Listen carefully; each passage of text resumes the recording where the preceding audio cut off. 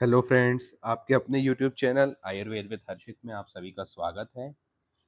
आज का हमारा टॉपिक है हाइड्रोनेफ्रोसिस। आज के इस टॉपिक को स्टार्ट करने से पहले हम शॉर्ट में जल्दी से देख लेते हैं नॉर्मल यूरिन फ्लो किस तरीके से होती है।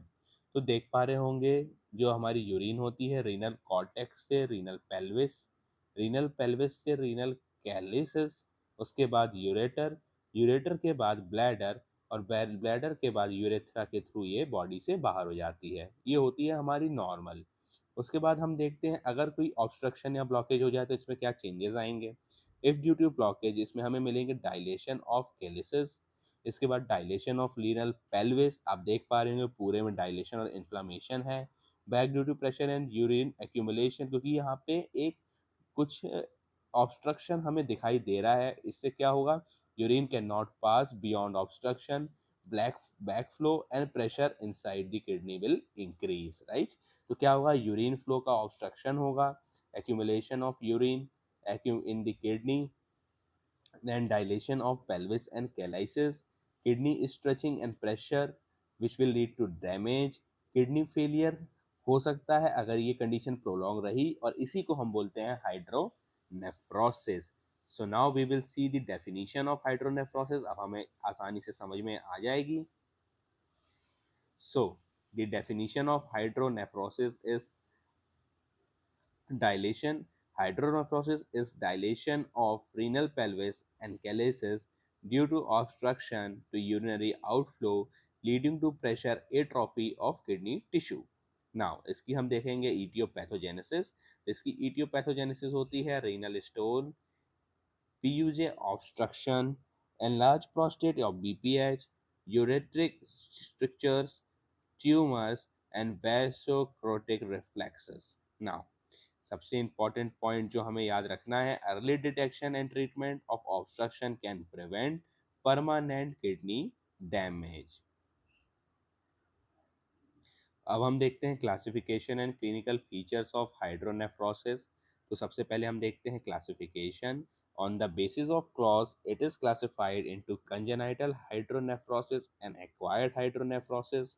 On the basis of site of involvement, it is unilateral hydronephrosis and bilateral hydronephrosis. On the base of duration, it is acute hydronephrosis and chronic hydronephrosis. On the base of pathology, it is obstructive hydronephrosis and reflux hydronephrosis. And on the basis of severity, it is SFU grading system, grade 0, grade 1, grade 2, grade 3 and grade 4.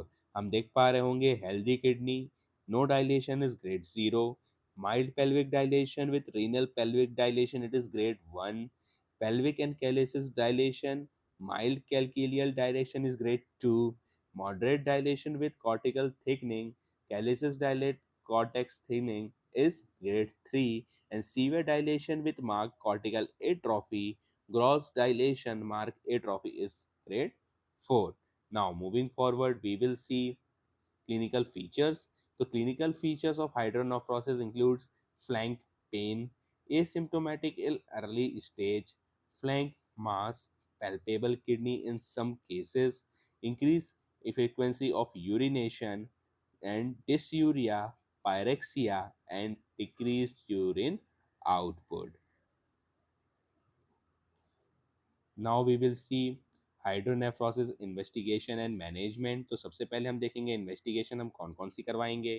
तो hydronephrosis में हम CBC, RFT, urine examination, IVP, X-ray, USG abdomen and CT scan as well as MRI हम करवाते हैं।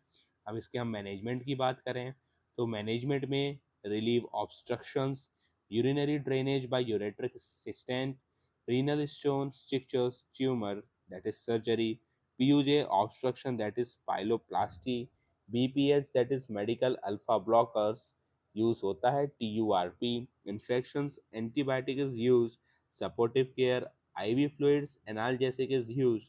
If kidney is non-functional, then removal of kidney is advised.